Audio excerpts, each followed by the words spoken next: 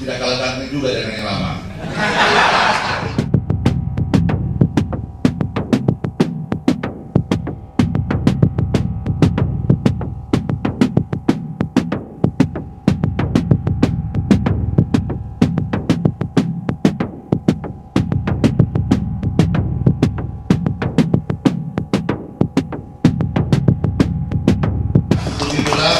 Kemudian hari ini kita datang bersilaturahmi ke sini.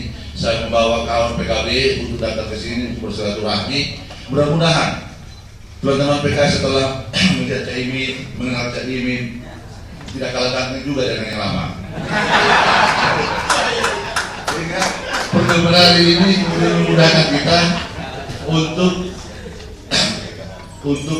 lebih segera untuk mempercepat proses mekanisme internal di Partai Keadilan Sejahtera sehingga memastikan kapal ini benar-benar berlayar.